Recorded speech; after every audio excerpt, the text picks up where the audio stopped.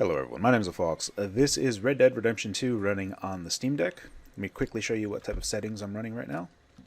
In this particular video, we're going to be taking a look at performance differences between the GPD Win 3 and the AYANEO 4800U version.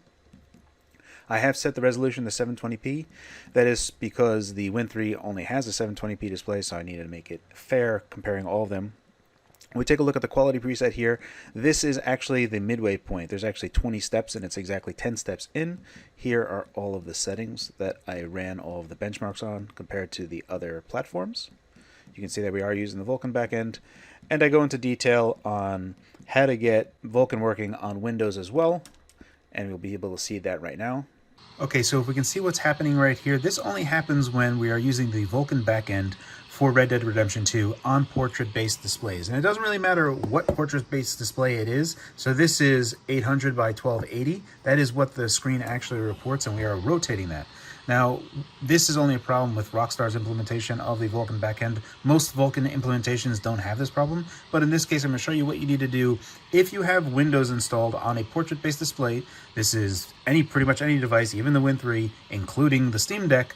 This is going to happen to you. So what you're going to need to do to fix that is either run the game in DirectX 12, or you're going to use something like lossless scaling or Magpie to scale the image. So we're going to go ahead and click scale here, and I'm not doing anything intense, so performance-wise, nothing's going to be really impacted here. But this is how you're going to go ahead and fix the screen and get it to work. You can clearly see that we're running Vulkan up top over here, and that's how you get that done. So with the frame rate uncapped, we're running around 40 FPS right now. However, it will dip below 30s in these particular settings. So I would recommend dropping settings just a little bit here and there. And more to the point, you can see we're climbing up to around 25 watts in this particular area. One thing that I would really suggest is to go ahead and go to the advanced view so we can open up the quick access menu, the QAM, and that'll bring up this. If you go to the little battery icon right here, and this will say advanced view, so you're going to want to go ahead and click that. You're going to want to select limit frame rate to 30. And with this particular setting, we're going to actually start saving a lot of power. More to the point, when there are more intense scenes going on, especially in bustling cities, we will go slightly below 30, but for the most part, we'll be able to maintain this throughout. So this is one setting that I do recommend. However, going to the midpoint setting at 720p, the game looks fantastic on handheld, but this is what it looks like. We're going to start playing this, and I'll start talking about the benchmarks. Alright, let's start taking a look at the benchmarks themselves. So, to give you a little clarity here, the red is the GPD Win 3 with Intel's 1165 G7. The blue is the AYANEO Pro, which is using AMD's 4800U Renoir platform, which is the Vega GPU. And in gray, we have the Steam Deck, which is using AMD's Van Gogh, Zen 2 CPUs, and the RDNA 2 GPU. Before we get too far here, I just wanted to give a quick note. All of these systems I'm pushing as hard as they can. For the Steam Deck, it's running at 15 watt. For the Win 3, it's running at 22 watt. And for the AYANEO Pro, it's running at 20 watt. What this effectively means is that both the Win 3 and the AYANEO Pro are using 28 watts of total system power, whereas the Steam Deck is using around 24 watts of total system power in these tests. However, even though the Steam Deck is using a good bit less power, both the AYANEO Pro and the Win 3 have a battery that is around 15% larger than the Steam Deck. Despite the fact we're using more power on the Win 3 and the AYANEO Pro, we wind up at having the same amount of battery life at 1.6 hours.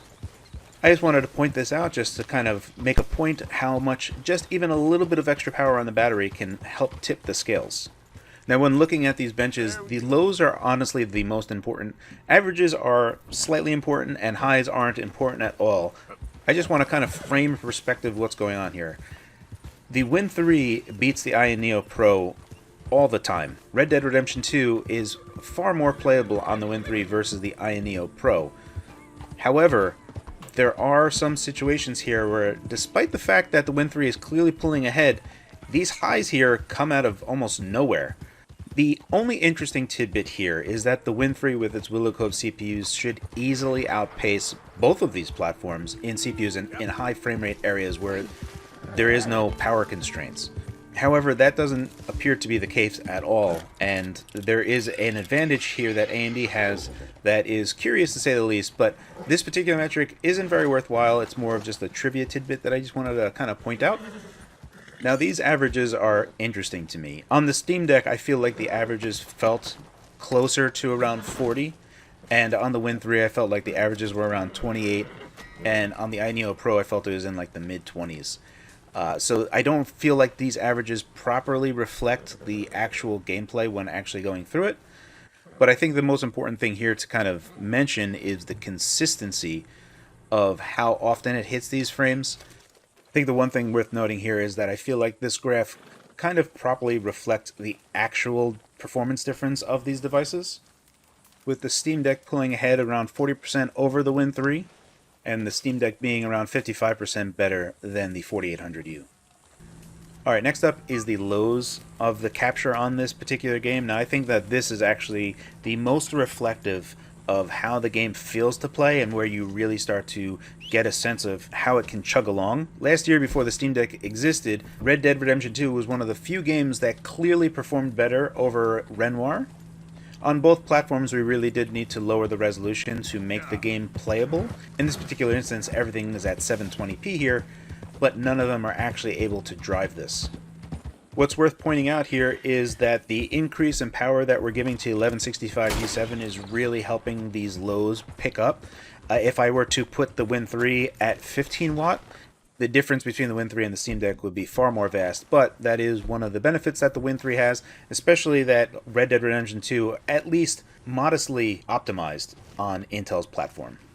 But since it's not really fair to have the Win 3 at 15 watt, pushing it to like 22 watt is actually a thing that it can do just easily, and battery life wise winds up being the same compared to Steam Deck. I feel like that's a more fair comparison. In this particular situation, the lows, the Steam Deck only winds up being around 20% better than the Win 3. But when we compare it against the AYANEO Pro with the 4800U, it's a 74% performance increase. And once again, there's that 1.7 to 1.8x number that I was talking about a long time ago.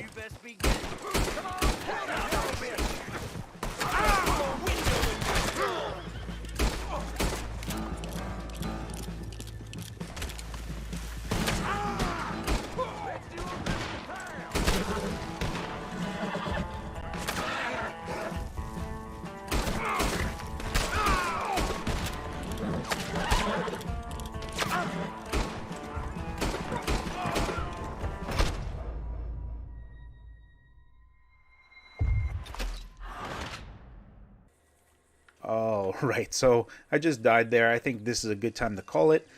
All the footage you've seen is running on the Steam Deck directly. You can see that when we capped frame rate to 30, we're getting around 3 hours of battery life at medium settings, which are, they look fantastic on the Steam Deck. Really, it just looks sensational. The one thing to note here is that if you did choose to install Windows on the Steam Deck when the drivers become available for Windows on Steam Deck, you will need to use the same workarounds that I showed earlier. However, on SteamOS, you literally just play it and get going. Having 3 hours of battery life at a capped 30 frame rate is really nice, especially at these settings. Again, it looks sensational. That is pretty much it, guys. As always, thank you for your time, and thanks for watching.